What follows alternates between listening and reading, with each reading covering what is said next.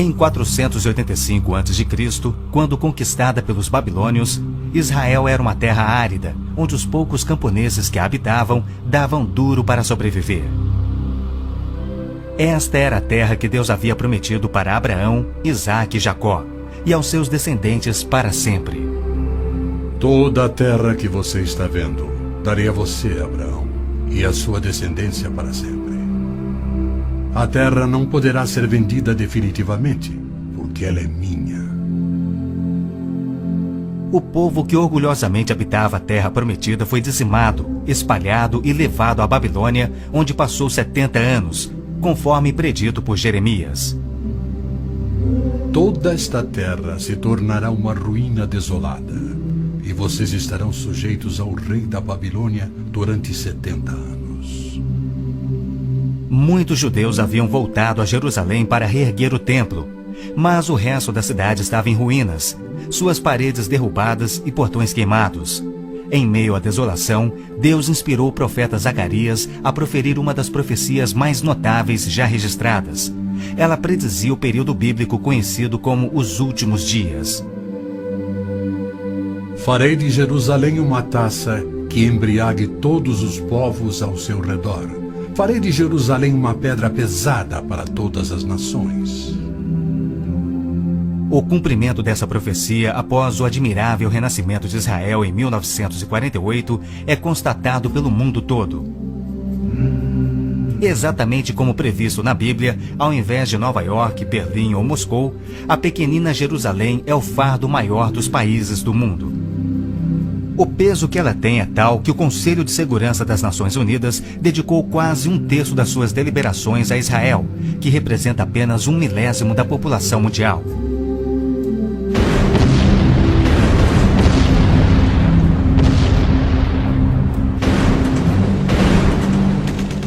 Jerusalém não seria o problema número 1 das Nações Unidas se a nação de Israel fosse facilmente intimidada, mas os seus militares são os melhores do mundo. Naquele dia farei que os líderes de Judá sejam semelhantes a um braseiro. Eles consumirão todos os povos ao redor. O Senhor protegerá os que vivem em Jerusalém.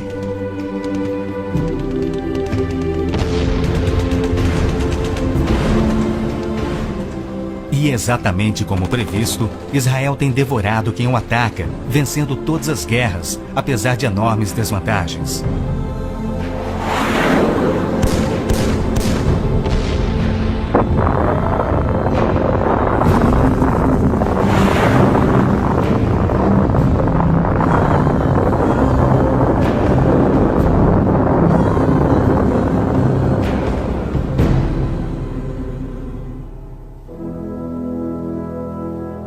O anjo Gabriel revelou a Daniel que Jerusalém seria reconstruída e que após 483 anos viria o Messias.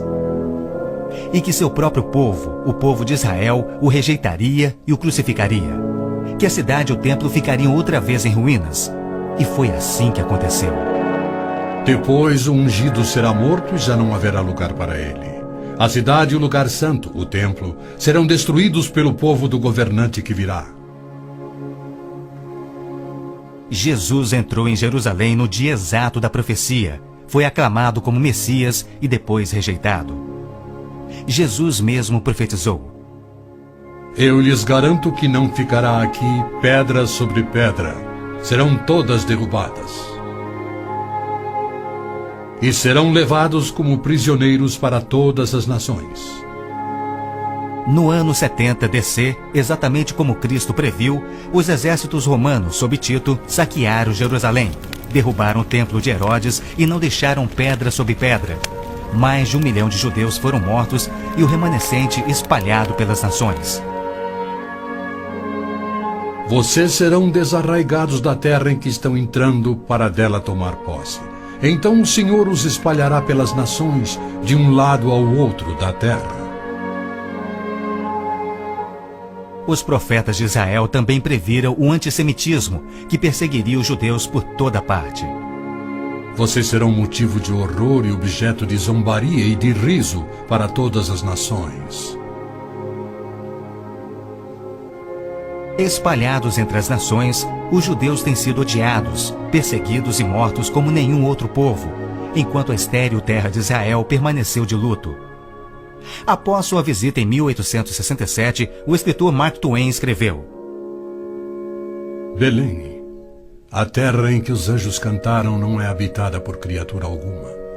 A Palestina se recobre de pano de saco e cinzas, desolada e sem beleza. Em outra de suas profecias admiráveis, Jesus declarou: Jerusalém será pisada pelos gentios, até que os tempos deles se cumpram. Jerusalém foi disputada por todos os grandes povos da história.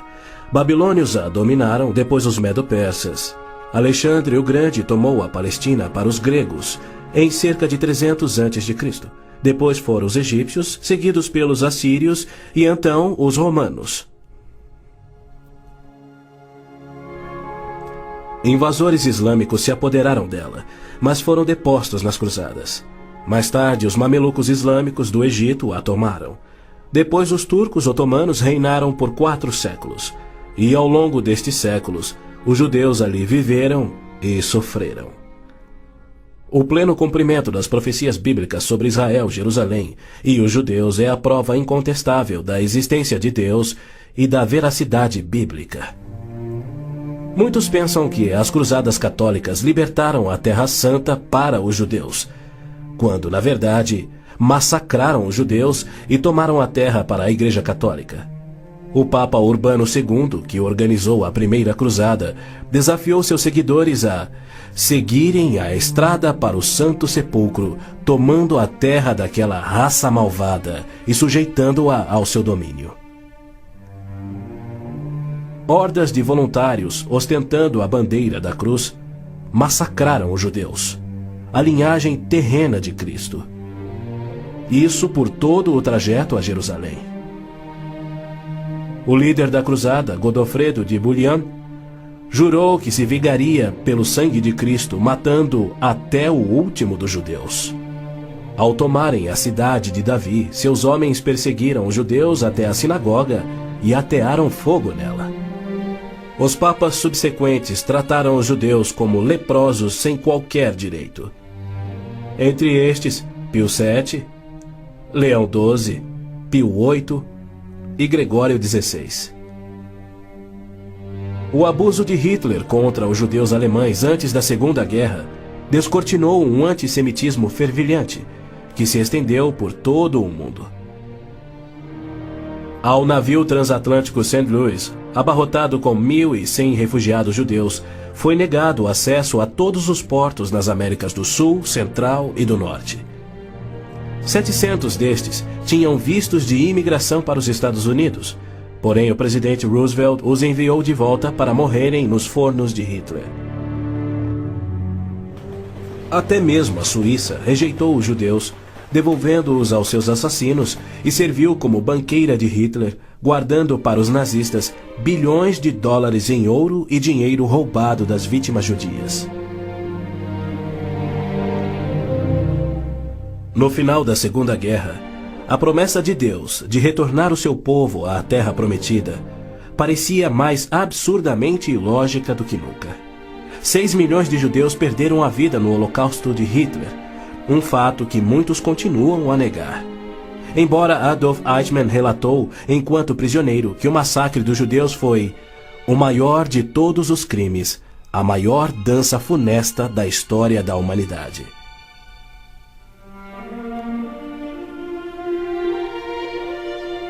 E o mais incrível é que, após a guerra, centenas dos esqueléticos sobreviventes, libertados dos campos de extermínio, foram mortos em toda a Europa. Porém, Deus não esquecera das suas promessas. De 1945 a 1948, apesar de um cruel bloqueio naval inglês, 10 navios antigos contrabandearam 70 mil sobreviventes do Holocausto para dentro da Terra Prometida. Nas palavras de um dos sobreviventes, os velhos navios e a frota britânica eram ameaças menores que a vida na Europa. Pela primeira vez em anos tínhamos um propósito, a criação de um Estado judeu.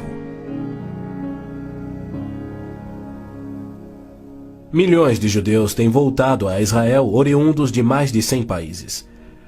A existência de Israel hoje, na Terra Prometida, é incontestavelmente uma obra de Deus. Vejam, eu os trarei da terra do norte e os reunirei dos confins da terra. Aquele que dispersou Israel o reunirá. Em novembro de 1947, as Nações Unidas adotaram a sua Resolução 181. Ela dividia a Palestina, dando 18% aos judeus e 82% aos árabes. E tornou Jerusalém uma cidade internacional que, conforme o Vaticano também insistiu, nunca poderia ter domínio judeu. O mundo árabe rejeitou esta resolução e exigiu toda a Palestina.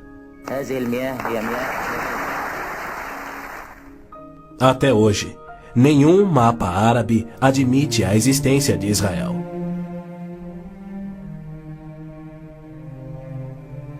Em 14 de maio de 1948, Israel declarou sua independência. E foi imediatamente invadido por 6 nações árabes. Seus soldados eram várias vezes mais numerosos que os colonos judeus e tinham superioridade indiscutível em armas, tanques e aviões.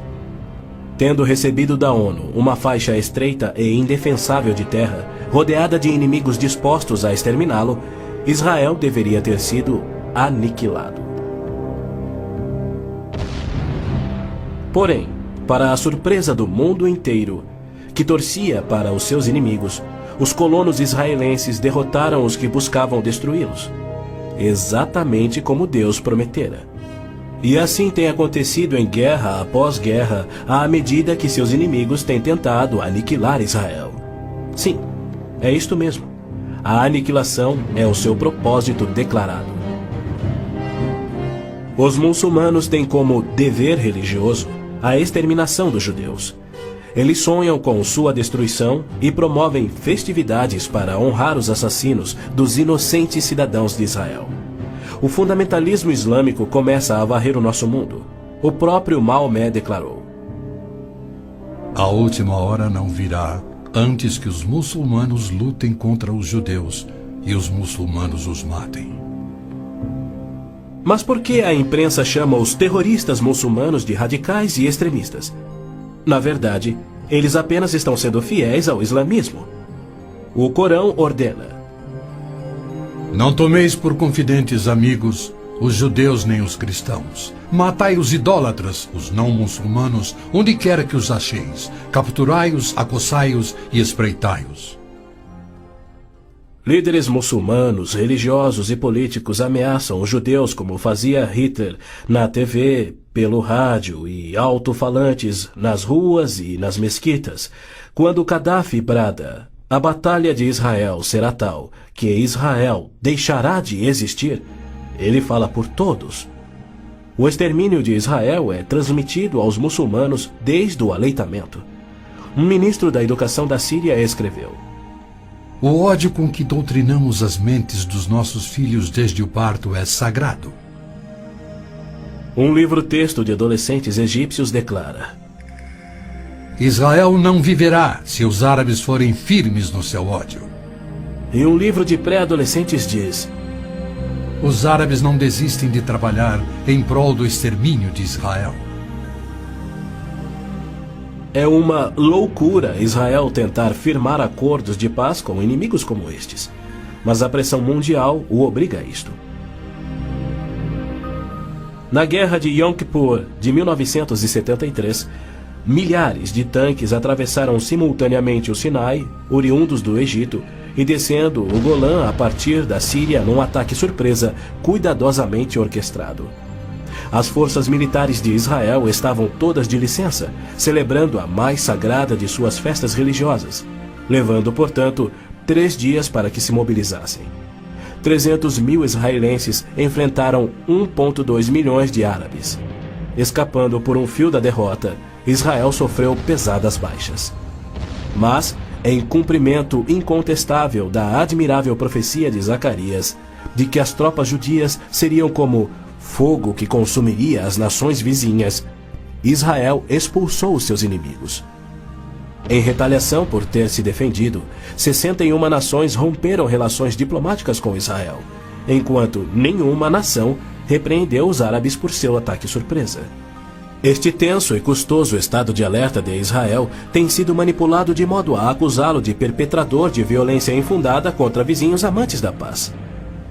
O antissemitismo é uma força motriz da mídia mundial, que é muito influenciada pelo dinheiro do petróleo. Não se veicula nenhuma crítica aos árabes e suas repetidas ameaças de extinção de Israel. Quando Israel deportou 400 terroristas do Hamas e do Jihad Islâmico por terem matado e mutilado centenas de seus civis, foi criticado pela mídia internacional e censurado pelas Nações Unidas. Mas quando o Kuwait deportou 300 mil palestinos, em sua maioria civis inocentes, a mídia fez pouco caso e as Nações Unidas ignoraram o fato. As Nações Unidas são flagrantemente pró-árabes e contra Israel. As chamadas Forças de Paz das Nações Unidas no Líbano abrigaram terroristas da OLP, ofereceram suas instalações para treinar terroristas, forneceram equipamento militar e auxiliaram as equipes de terroristas a caminho de atacarem Israel. Quando Israel se viu pressionado a ponto de invadir o sul do Líbano para expulsar a OLP, descobriu na área das Nações Unidas estoques suficientes de armamentos para sustentarem uma invasão de 1 milhão de homens. E a maioria, incrivelmente, era avançada demais para ser operada pela OLP e era obviamente destinada a uma invasão soviética. A ONU já condenou Israel mais de 370 vezes por ter se defendido, porém nunca condenou os terroristas ou os seus agressores. 2 anos após a Olimpíada de Munique, em que a OLP assassinou 11 atletas israelenses, Arafat, o seu líder, foi convidado para falar na Assembleia Geral da ONU. E foi recebido como herói, embora clamasse pela extinção de Israel. O então secretário-geral da ONU, Boutros Ghali, declarou: Os judeus devem abrir mão de sua condição de nação e do Estado de Israel para serem assimilados como uma comunidade do mundo árabe. O Domo da Rocha, no cume do Monte Moriá, está situado no coração de Jerusalém. Esta edificação de 141